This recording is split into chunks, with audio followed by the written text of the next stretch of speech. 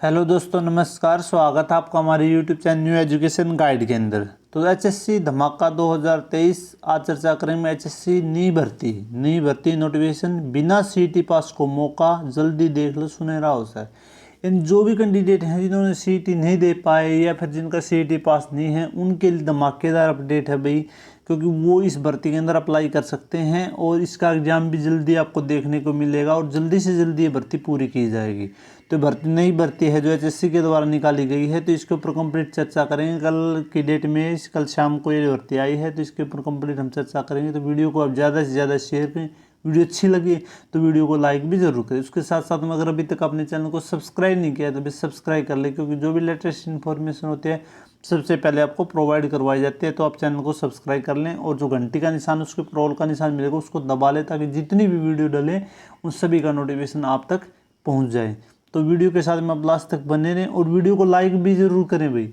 मैं कई बार बोलता हूँ क्योंकि आप देख लेते हैं लेकिन लाइक बहुत कम करते हैं, तो वीडियो को लाइक ज़रूर करें। तो अभी चलते हैं आपकी दो भर्ती के ऊपर, एचएससी के द्वारा जो जारी की गई है। और ये भर्ती भाई जल्दी कंप्लीट होगी, ठीक है, जल्दी से जल्दी करके इसको कंप्लीट किया जाएगा। और बिना सीईटी वाले कैंडिडेट इसके अंदर बैठ सकते हैं, तो वो अब इसके अंदर अप्लाई करें। सभी जो भी कैंडिडेट एलिजिबल हैं, जिसके पास में क्वालिफिकेशन है इसके लायक है, तो वो आप इसके अंदर अप्लाई ज़रूर करें। तो अभी देखते हैं इस नोटिस के ऊपर, चलते हैं नोटिफिकेशन के ऊपर। ये आपकी नई भर्ती एचएससी के द्वारा जारी की गई है। कल की डेट में 29/9/2023 कल की डेट में पब्लिश की गई है। उसके बाद में इसकी जो सबमिट डेट होगी, वो जो फॉर्म भरने की जो स्टार्टिंग डेट होगी 6 तारीख से, आपके 6 अक्टूबर से अभी स्टार्ट हो जाएंगे और 27 अक्टूबर तक इसके फॉर्म भरे जाएंगे। और 31 अक्टूबर तक इसका के लिए क्या है कि जो फीस जमा करने की जो लास्ट डेट है वो 31 अक्टूबर है। तो भर्ती जल्दी से जल्दी कंप्लीट होगी, मैं ये बता रहा हूँ, क्योंकि ये इलेक्शन से पहले पहले आपकी जल्दी से जल्दी कंप्लीट होगी। जैसे फॉर्म भरे जाएंगे उसके बाद जस्ट थोड़े टाइम के बाद इसका एग्जाम होगा, ये भर्ती आपकी जल्दी से जल्दी कंप्लीट होगी। 101% गारंटी है, ठीक है। और बिना सीईटी वाले कैंडिडेट, सबसे अच्छी बात है कि बिना सीईटी, जिनका भी सीईटी पास नहीं है वो कैंडिडेट है जिन्होंने दिया ही नहीं, या फिर जैसे जो भी कैंडिडेट हैं जिन्होंने दे रखा है, जो 4 गुणा में नहीं आए, तो कोई भी कैंडिडेट है जो भी है इसके लिए अप्लाई कर सकता है। लेकिन उसके रिगार्डिंग जो आपकी यहाँ पे पोस्ट हैं वो बताऊंगा, और उसके अकॉर्डिंग जो क्वालिफिकेशन है वो भी बताऊंगा। तो वो क्वालिफिकेशन अगर आपके पास में है तो आप इसके लिए अप्लाई कर सकते हैं। तो सीईटी की तो वैसे ज़रूरत इसके अंदर पड़ेगी नहीं, ठीक है। तो इसकी सारी जो डिटेल है वो लिख रखी हैं। उसके बाद में अभी लिखेंगे इसके अंदर, ये आपकी पोस्ट हैं। Online application are inviting for direct recruitment of 53 post for scientific assistant staff, group C for the forensic science laboratory, ठीक है। तो ये फोरेंसिक आपकी साइंटिफिक स्टाफ के हैं, फोरेंसिक साइंस लेबोरेटरी के अंदर, ठीक है। तो ये भर्ती, इसका कंप्लीट प्रोसेस हो गया था, ये आपकी निकली थी। उसके बाद में ये इसका एग्ज़ाम भी हो गया था, फॉर्म भरवा गया था, एग्ज़ाम हो गया था। उसके बाद इसका जो है डीवी भी हो गया था। और अभी जस्ट ये भर्ती है कैंसिल कर दी गई, कल परसों एक नोटिस जारी किया गया था। और इतनी तेज़ी से एचएससी ने इसको जल्दी से फिर निकाल दिए। और ये भर्ती कैंसिल क्यों की गई थी? क्योंकि इसके जो आपकी पोस्ट हैं उसके अंदर जो थोड़ी गड़बड़ेशन थी कि वो उनके जो कैटेगरी वाइज जो पोस्ट डिस्ट्रीब्यूट की जाती है, तो उस डिस्ट्रीब्यूशन के अंदर थोड़ी मिस्टेक थी, इसलिए भर्ती कंप्लीट, क्योंकि बाद में फिर कोर्ट में जाती, तो इन्होंने इसको बिल्कुल कंप्लीट दोबारा वो करके और दोबारा इसको निकाल दिया है। तो ये आप इसके अंदर अगर एलिजिबल हैं तो भर सकते हैं। और 6 तारीख से इसके फॉर्म स्टार्ट हो जाएंगे, 27 तक आप इसके ऑनलाइन फॉर्म भर सकते हैं, ठीक है। इसके अंदर जो पोस्ट है वो एक बार मैं आपको बता देता हूँ, आपके जो लायक हैं वो आप देख सकते हैं। और उसके बाद में जो आप ये क्वालिफिकेशन है वो भी आप देख सकते हैं। अभी मैं आपको बता देता हूँ। इसके अंदर ये कुछ और भी लिख रखे हैं। Only those candidate who fulfil the qualification eligibility condition on cut off date should apply all the certificate document relating to education qualification eligibility condition social economics criteria experience will be determined with the regard to last date fixed to apply online application also card the closing date 27/10/2000, यानी 27/10/2023 तक जितनी भी जो भी आपकी qualification, अगर आपके पास में जितने भी सर्टिफिकेट हैं इसके अकॉर्डिंग 27/10/2023 तक के, ठीक है। तो आप इसके अंदर ऑनलाइन अप्लाई कर सकते हैं। इसके बाद में इसकी डिटेल दे रखी है भाई, किस हिसाब से आपको फ़ोटो ये जो फॉर्मेट के अंदर जो चीज़ें लगानी है वो सारी चीज़ इसके अंदर दे रखी हैं। उसके बाद में जो यहाँ पे पोस्ट हैं कैटेगरी वाइज वो भी हम देख लेते हैं एक बार।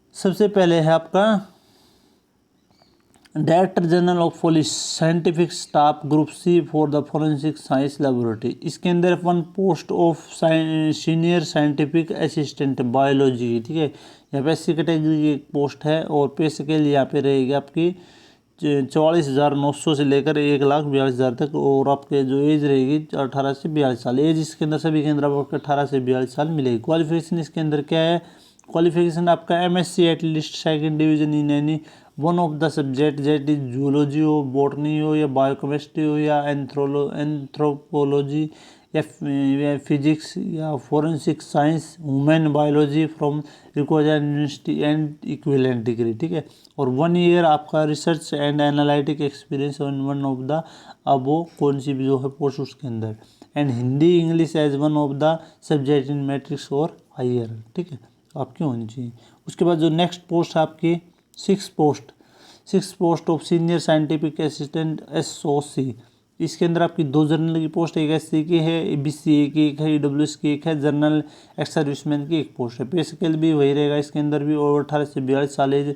और जो क्वालिफिकेशन है वो क्या है इसके अंदर, वो आपके MSc at least second division in any one of the subject physics chemistry math statics botany forensic science anthropology या फिजिक्स माइक्रोलॉजी जूलॉजी है जिनके अंदर केमिस्ट्री के अंदर रिकॉर्डन या इसकी इक्विवेलेंट, और 1 ईयर एक्सपीरियंस इसके अंदर आपका होना चाहिए, और हिंदी संस्कृत इन मैट्रिक्स या हायर एजुकेशन आपकी होनी चाहिए। उसके बाद 4 पोस्ट इसके अंदर कितनी थी, 6 पोस्ट थी हुए, ठीक है। इसके बाद में यहाँ पे हैं 4 पोस्ट, ये आपकी post of senior scientific assistant ballistic, ठीक है। इसके अंदर आपकी 2 SC की हैं, BCA की है, EWS की। इनमें थोड़ा अभी ये पोस्ट है नहीं, जो इसका कैटेगरी वाइज डिस्ट्रीब्यूशन है उसमें थोड़ी मिस्टेक थी, अभी ये अच्छी प्रकार से दे रखी है, वो आप देख लेना किस कैटेगरी की कितनी पोस्ट हैं, ये मैं आपको बता भी रहा हूँ। तो पे स्केल वही है 18 से 42 साल। क्वालिफिकेशन MSc सेकंड डिवीजन के साथ में होना चाहिए। कौन से सब्जेक्ट है, फिजिक्स केमिस्ट्री में स्टैटिक्स केमिस्ट्री फोरेंसिक साइंस और इसके इक्विवेलेंट, या फिर 1 ईयर का उसके साथ में एक डिप्लोमा भी मांग रखा है, और हिंदी संस्कृत आपका 10th या हायर एजुकेशन के अंदर। उसके बाद में 6 post of scientific assistant document, ठीक है। इसके अंदर आपकी 2 पोस्ट जनरल की, एक SC की है, एक BCA की, एक EWS की है, एक जनरल की है, एक सर्विसमैन की है, और पे स्केल भी वही रहने वाला है इसके अंदर। और उसके बाद 18 से 42 साल, और क्वालिफिकेशन है MSc second division physics chemistry math statics और फोरेंसिक और बॉटनी और इक्विवेलेंट, और इसके अंदर भी आपको 1 साल का एक्सपीरियंस मांग रखा है, हिंदी संस्कृत आपकी जो मांग रखी है। उसके बाद में 5th नंबर पे आपकी 2 पोस्ट है सीनियर साइंटिफिक असिस्टेंट सीरोलॉजी की, ठीक है, सीरोलॉजी। इसके अंदर आपकी एक जनरल की, एक EWS की है, और पे स्केल आपकी वही रहने वाली है, 18 से 42 साल एज रहने वाली है। सेकंड डिवीजन आपका होना चाहिए इन सब्जेक्ट के साथ में, और फर्स्ट 1 साल का आपके यहाँ पे डिप्लोमा मांग रखा है। तो इसके अंदर जो 1 साल का आपके पास रिसर्च या एनालिटिक में जो डिप्लोमा वो इसके अंदर अप्लाई कर सकते हैं। उसके बाद 6 पे है 2 post of scientific assistant serology. इसके अंदर एक पोस्ट SC की, एक BCA की, B की, और यहाँ पे आपकी जो पे ग्रेड रहने वाली है इसके अंदर थोड़ा चेंजमेंट है भाई, आपका 35,400 लेकर 1,12,400, ठीक है, 18 से 42 साल। और साइंटिफिक क्वालिफिकेशन आपकी सेकंड डिवीजन के साथ में आपका केमिस्ट्री के साथ ह्यूमन बायोलॉजी के साथ में जूलॉजी है, माइक्रोलॉजी है, फोरेंसिक साइंस ये फिजिक्स और इक्विवेलेंट, और या फिर BSc at least second division in medical group with at least second division in bio chemistry या फिर जूलॉजी या फिर माइक्रोलॉजी या एंथ्रोलॉजी या 2 वो एंड, और उसके साथ में 2 ईयर आपका एक्सपीरियंस मांग रखे हैं भाई, और हिंदी संस्कृत। अगर आपके पास में ये है तो ये है, उसके बाद में ये या इनमें से एक हो सकता है, और उसके साथ में आपका 2 साल का यहाँ पे एक्सपीरियंस मांग रखा है, और हिंदी संस्कृत है हमें। उसके बाद में 4 पोस्ट हैं आपकी, वो किसकी हैं, साइंटिफिक असिस्टेंट SOC। इसके अंदर क्या है, SC की 2 पोस्ट हैं, एक्स सर्विसमैन की, जनरल की आपकी 2 पोस्ट हैं। यहाँ पे पे ग्रेड आपकी रहने पाती है 400 से लेकर 1,12,400, और 18 से 42 साल एज। और जो क्वालिफिकेशन है ये आपकी रहेगी MSc सेकंड डिवीजन के साथ में physics chemistry mathematics statics humanity biology botany forensic science zoology anthrology anthropology physics, और उसके बाद में बायो केमिस्ट्री, माइक्रो बायोलॉजी और इन इक्विवेलेंट। और उसके साथ साथ में आप यहाँ पे ये अगर BSc non medical second division के साथ में है तो सॉरी मेडिकल आपकी सेकंड डिवीज़न के साथ में है इन सब्जेक्ट से, तो आप इसके लिए अप्लाई कर सकते हैं। और 2 साल का आपका एक्सपीरियंस यहाँ पे मांग रखा है। यहाँ पे 8 पोस्ट है आपकी साइंटिफिक असिस्टेंट बायोलॉजी की, ठीक है। इसके अंदर जनरल की 3 पोस्ट है, एससी की 2 पोस्ट हैं, बीसीए की 1 पोस्ट है, एक ईडब्ल्यूएस की 1 है, एक्स सर्विस में जनरल की 1 पोस्ट है। और आपके यहाँ पे 35,400 से लेकर 1 लाख समथिंग रहने वाली है। 18 से 42 साल। क्वालिफिकेशन वही है मास्टर डिग्री सेकंड डिवीज़न के साथ में इन सब्जेक्ट से, या फिर आपको मेडिकल बीएससी मेडिकल आपकी सेकंड डिवीज़न के साथ में इन सब्जेक्ट से, और उसके बाद में 2 साल का यहाँ पे एक्सपीरियंस। उसके बाद में 2 पोस्ट 9 नंबर पे 2 post of scientific assistant ballistic, 1 post SC की, 1 बीसीए की, ठीक है। इसके अंदर भी आपका 35,400 से लेकर 1,12,400 तक, और 18 से 42 साल। एसेंशियल क्वालिफिकेशन सेकंड डिवीज़न इस सब्जेक्ट के साथ में, और बीएससी सेकंड डिवीज़न मेडिकल के साथ में हो सकती है, या ये उसके साथ में 2 साल का आपका एक्सपीरियंस। उसके बाद में थर्ड जो 10 नंबर पे आपके 3 post of scientific assistant chemistry की, 1 जनरल की, बीसीए की 1 है, ये एक्स सर्विसमैन जनरल की 1 पोस्ट है। पे ग्रेड वही रहने वाला 35,000 से समथिंग से लेकर 1 लाख तक, और 18 से 42 साल। और क्वालिफिकेशन है आपकी बीएससी सेकंड डिवीजन केमिस्ट्री या जो इसके साथ में, और उसके बाद में बीएससी सेकंड डिवीजन इन मेडिकल या बायो केमिस्ट्री, उसके साथ में आपका 2 साल का यहाँ पे एक्सपीरियंस मांग रखा है, हिंदी संस्कृत जो भी है। उसके बाद में 11 नंबर पे आपका 2 post of laboratory assistant chemistry, यहाँ पे 1 पोस्ट जनरल की, 1 ईडब्ल्यूएस की है। यहाँ पे 25,500 लेकर 81,100, और 18 से 42, और BSc at list at second division in medical और नॉन मेडिकल ग्रुप के अंदर होनी चाहिए। मेडिकल या नॉन मेडिकल से आपकी बीएससी होनी चाहिए, और हिंदी संस्कृत आपका एक सब्जेक्ट होना चाहिए। यहाँ पे कोई एक्सपीरियंस आपका मांग नहीं रखा। ये है लेबोरेटरी असिस्टेंट की केमिस्ट्री के अंदर। और उसके बाद में आप आगे है 2 पोस्ट ऑफ लेबोरेटरी असिस्टेंट जिसमें ब्लास्टिक के अंदर, इसके अंदर क्या मांग रखा है, इसके अंदर 1 पोस्ट जनरल की, 1 ईडब्ल्यूएस की है, 25,000 से लेकर 81,000, और एज वही है आपकी। और सेकंड डिवीज़न ये 18 से 42 साल एज मिलेगी विषय के अंदर। BSc at least second division medical group के साथ में, और हिंदी संस्कृत आपका मैट्रिक से हायर एजुकेशन। उसके बाद में 4 पोस्ट हैं आपकी लेबोरेटरी असिस्टेंट डॉक्यूमेंट की, 1 जनरल की, 1 एससी की, 1 बीसीए की, और ईडब्ल्यूएस की 1 है। यहाँ पे 25,400 से 500 से लेकर आपकी 81,000, और qualification BSc second division medical और नॉन मेडिकल, और हिंदी संस्कृत आपके पास में होना चाहिए। 4 post of laboratory assistant biology, biology के अंदर आपकी ये जो पोस्ट हैं, एससी की 2 हैं, बीसीए की 1 है, ईडब्ल्यूएस की 1 है, और 25,500 से लेकर 81,100। बीएससी सेकंड डिवीजन मेडिकल, ठीक है, बायोलॉजी है तो मेडिकल का होना चाहिए आपका। और उसके बाद क्वालिफिकेशन के अंदर आपकी जो हिंदी संस्कृत होनी चाहिए। उसके बाद में 15 नंबर पे आपकी 2 post of the laboratory assistant serology, 1 post SC, और 1 पोस्ट आपकी किसकी है, ईडब्ल्यूएस की। पे ग्रेड 25,500, और उसके बाद क्वालिफिकेशन बीएससी सेकंड मेडिकल, और उसके बाद में Hindi Sanskrit. 1 post of dark room attendant की, जनरल की 1 पोस्ट है, 25,500 से लेकर 81, और बीएससी सेकंड डिवीजन या नॉन मेडिकल या मेडिकल से, और मैट्रिक से सेकंड डिवीजन से आपका मैट्रिक से हायर सेकेंडरी, और 2 ईयर वर्किंग एक्सपीरियंस आपका होना चाहिए, और हिंदी संस्कृत होना चाहिए। रिलैक्सेशन इन एज, एज के अंदर रिलैक्सेशन है वो भी कैटेगरी वाइज यहाँ पे दे रखी है। ये कितनी है आपकी 16 प्रकार की जो कैटेगरी की पे पोस्ट दे रखी हैं अलग अलग प्रकार से, तो वो आप देख सकते हैं। अगर आप किसी के लिए एलिजिबल हैं तो आप इसके लिए फॉर्म भर सकते हैं, बिना सीट आप इसके अंदर फॉर्म भर सकते हैं, और ये प्रोसेस जल्दी से जल्दी आपका कंप्लीट होगा।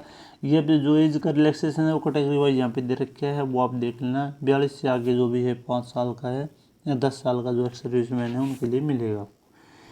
तो रिजर्वेशन का जो बेनिफिट है वो मैंने आपको बता दिया, और कुछ अलग से इसके अंदर है नहीं, सारी चीज़ें वो दिखा दी मैंने। और जो सर्टिफिकेट है वो किस प्रकार से लगाने हैं वो सारी चीज़ें 2023-24 वाला जो सर्टिफिकेट ईडब्ल्यूएस का है जो भी है आपको ये लगाने हैं, ओबीसी का है जो भी है ये आपको यहाँ पे लगाने हैं।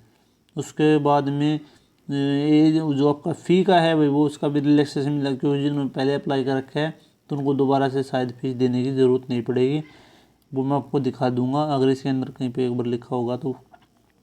बाकी जो फीस दे रखे हैं उनको दोबारा से फीस देने की ज़रूरत नहीं पड़ेगी और फीस इतनी ज़्यादा यहाँ पे लग भी नहीं रही।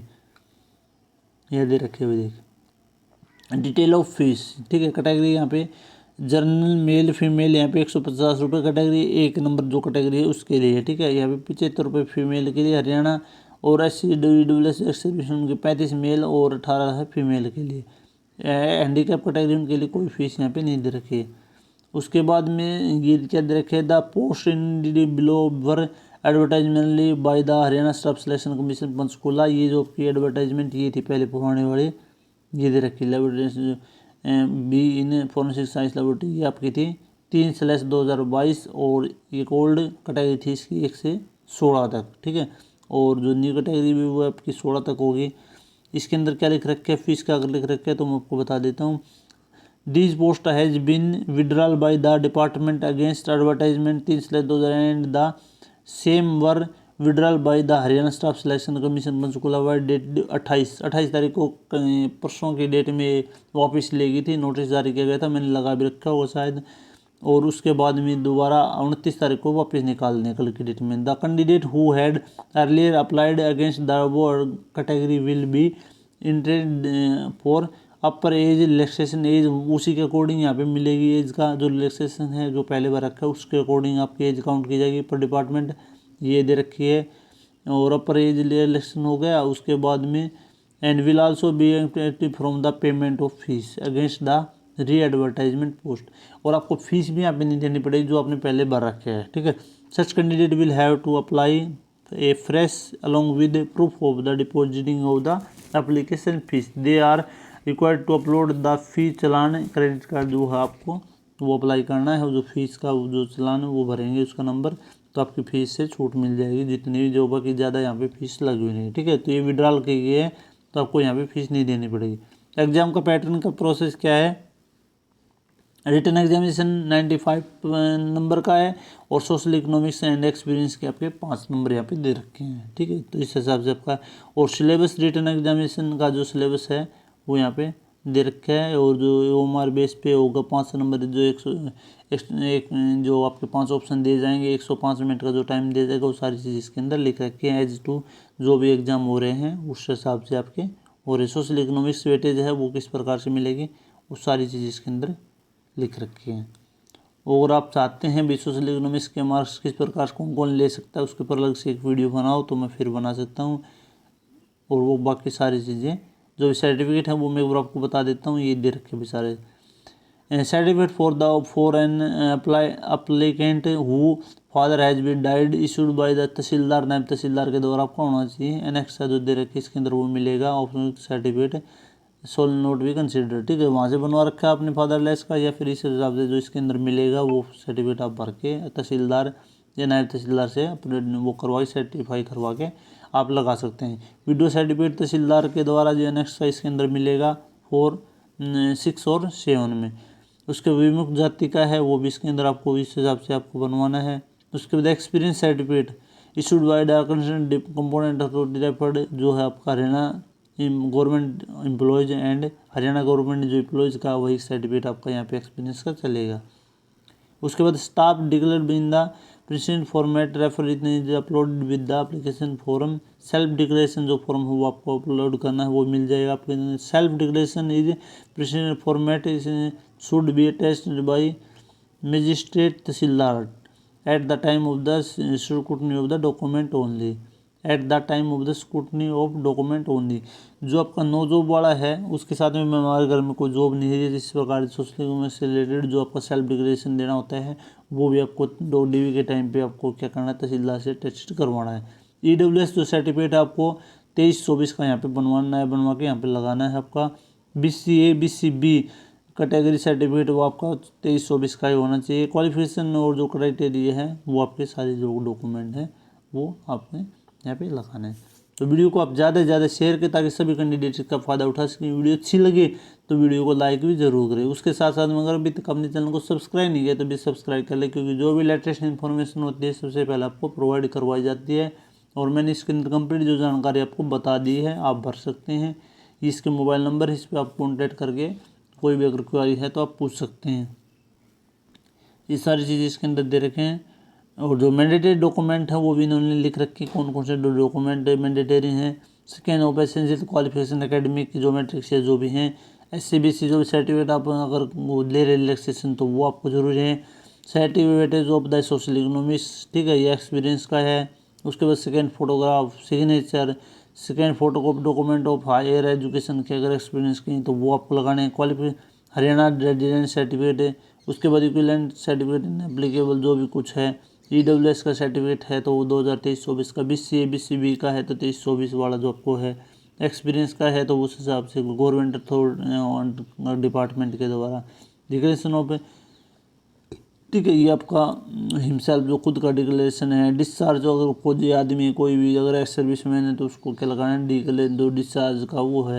एलिजिबिलिटी सर्टिफिकेट जो family members ex service man है वो उसको वो लगाना है। जो सर्टिफिकेट जो आप मांग रहे हैं, परिवार पहचान पत्र की जरूरत पड़ेगी। फ्रीडम फाइटर है तो उसकी जितने भी जो डॉक्यूमेंट आप अगर उसके अंदर आप जिस चीज़ का भी बेनिफिट लेना चाहते हैं तो आपको मिलेगा। तो सारी चीज़ें मैंने इसके अंदर बता दी लगभग, और कुछ ज़्यादा है नहीं। और बाकी आप एक बार इसको पढ़ के देख लेना, मैं टेलीग्राम पे शेयर कर दूंगा। और इसके अंदर आपका डॉक्यूमेंट सिक्योरिटी का सारी चीज़ें यहाँ पे लिख रखी है। Type of welfare action against the, ये जो कोई मिस वो पाई जाती है तो उसके अंदर ये एक्शन लेने के जो टाइम है, इतना टाइम के लिए इसको जेल हो सकती है। किसी रजिस्ट्रेशन फॉर्म का क्या कारण है वो सारी चीज़ इसके अंदर इन्होंने लिख रखी है। तो कंप्लीट जो जानकारी मैंने दे दी, और जो इसका सिलेबस है वो भी आपको वेबसाइट पे मिल जाएगा, पहले इन्होंने डाल रखा है, जो एग्जाम भी इन्होंने ले लिया है। तो वीडियो को आप ज़्यादा से ज़्यादा शेयर करिए जितना हो सके, ताकि सभी कैंडिडेट्स का फ़ायदा, क्योंकि बहुत सारे कैंडिडेट हैं जिनका CT पास भी नहीं है और जो एग्ज़ाम के अंदर दूसरे एग्ज़ाम के अंदर भी बैठ नहीं पाई, क्योंकि उन्होंने एक क्राइटेरिया रख रखा था। और तो आप जो भी कैंडिडेट है इसके अंदर अप्लाई कर सकते हैं जो भी एलिजिबल है। वीडियो अच्छी लगे तो वीडियो को लाइक भी ज़रूर करें और चैनल को सब्सक्राइब कर लें। फिर मिलते हैं नेक्स्ट वीडियो में। वीडियो देखने के लिए दिल से धन्यवाद।